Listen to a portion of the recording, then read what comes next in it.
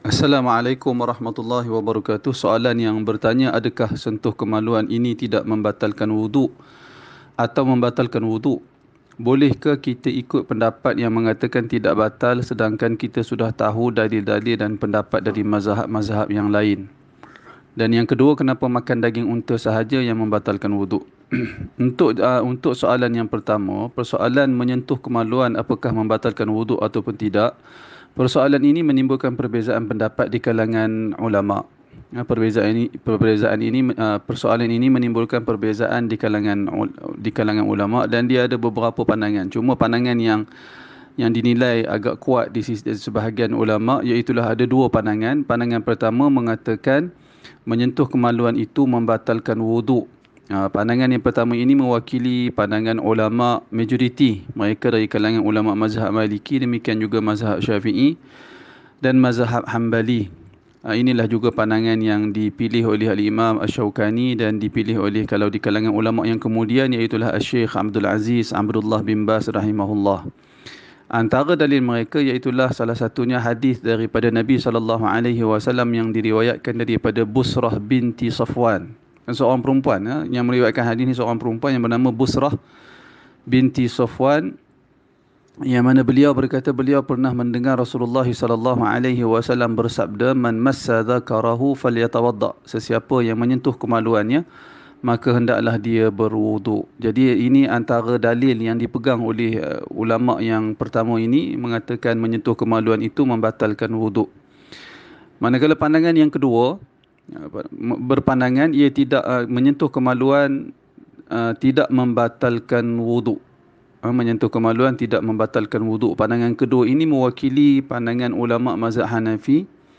Demikian juga ada satu pandangan di kalangan ulama mazhab Maliki dan pandangan Imam Ahmad berdasarkan salah satu riwayat daripada beliau. Pandangan ini dipilih oleh Al-Imam Ibnul Munzir, demikian juga dipilih oleh Syekhul Islam Ibn Taimiyah rahimahullah, dan di kalangan ulama yang kemudian pandangan ini dipegang oleh Syekh Muhammad Ibn Salih Al-Utsaimin rahimahullah. Mereka juga memiliki dalil, iaitulah dalil mereka berdasarkan hadis yang diriwayatkan daripada Talq bin Ali radhiyallahu anhu yang berkata, "Kharajna wafdan hatta qadimna ala Rasulillah sallallahu alaihi wasallam fabay'na wa sallayna ma'ahu falamma qada as-salata jaa'a rajulun ka'annahu badwiyyun faqala ya Rasulullah ma tara fi rajulin massa dhakarahu fi as-salah." Qala hal huwa illa mudghatun minka au bad'atun minka. Yang bermaksud, kata Talq ibn Ali radhiyallahu anhu, dia berkata kami keluar satu rombongan sehinggalah kami berjumpa dengan Rasulullah sallallahu alaihi wasallam di Madinah. Maknanya mereka keluar dari kampung halaman mereka, tempat tinggal mereka, untuk bertemu dengan Rasulullah sallallahu alaihi wasallam untuk mengisytiharkan keislaman mereka. Kemudian kata dia, fabaya'na, kemudian kami berbai'ah dengan baginda, yakni mereka memeluk Islam dan berjanji akan taat setia kepada Nabi Muhammad sallallahu alaihi wasallam, wa sallayna ma'ah. Kemudian kami menunaikan salat bersama dengan baginda. Falamma qada salah, apabila Nabi sallallahu alaihi wasallam selesai menunaikan salat, ja'a rajulun, kata Talaq, tiba-tiba datang seorang lelaki, ka'annahu badwiyun, dia seperti seorang lelaki badui. Faqala, lalu dia berkata kepada Rasulullah, lelaki badui itu bertanya kepada Rasulullah, ya wahai Rasulullah, ma tara fi rajulin massa dzakarah, apa pandangan kamu tentang seorang lelaki yang menyentuh kemaluannya di dalam salat? Lalu baginda Nabi sallallahu alaihi wasallam menjawab, hal huwa illa mudghatun minka, bukankah kemaluan itu satu bahagian daripada kamu ataupun seketul daging dari diri kamu sendiri. Dalam sebahagian riwayat sebut bad'atun minka, ataupun seketul daging. Maknanya sama, maksud yang lebih kurang sama, bukankah ia anggota badan kamu sendiri? Jadi ulama kumpulan yang kedua ini berpandangan hadis ini menunjukkan tidak batal wuduk dengan menyentuh kemaluan, kerana kemaluan itu juga merupakan salah satu anggota badan kita. Salah satu anggota badan kita. Kerana itu Syekh Muhammad Ibn Salih Al-Utsaimin rahimahullah, dia di dalam kitab dia Asy-Syarhul Mumti', dia menyebut satu perkara yang agak menarik. Dia berkata annal asla baqa'ut taharah, bahawasanya asal sesuatu perkara adalah kekal wuduk itu. wa adamun naqdi, dan dan sesuatu perkara itu tidak membatalkan wudu. Fala nakhruju an hadzal asli illa bidalilin mutayaqqan. Dan kita tidak akan keluar dari hukum asal ini melainkan dengan bukti yang yakin. Kerana itu isu menyentuh kemaluan batal wuduk ataupun tidak batal wuduk, sebahagian ulama mengatakan asalnya tidak batal wuduk. Kalau ada sesuatu perkara kita nak kata batal, mesti didatangkan dengan dalil yang begitu jelas dan begitu kuat. Wallahu taala alam.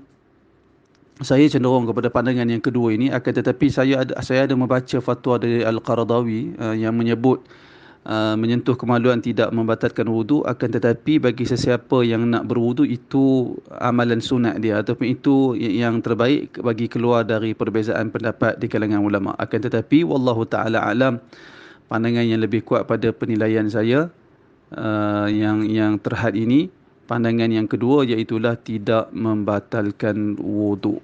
Manakala soalan yang kedua yang mengatakan kenapa memakan daging unta sahaja yang membatalkan wudu, isu ini juga menimbulkan perbezaan pendapat di kalangan ulama. Isu ini juga menimbulkan perbezaan pendapat di kalangan ulama. Namun jika saudara tanya kenapa makan daging unta sahaja yang membatalkan wudu, jawapannya kerana ada hadis dalam permasalahan ini. Kerana ada hadis dalam persoalan ini, iaitulah ketika mana Nabi SAW ditanya, ketika Nabi SAW ditanya oleh seseorang tentang berwuduk setelah memakan daging unta, lalu Nabi SAW menyebut na'am, ya, berwuduk selepas memakan daging unta. Demikian juga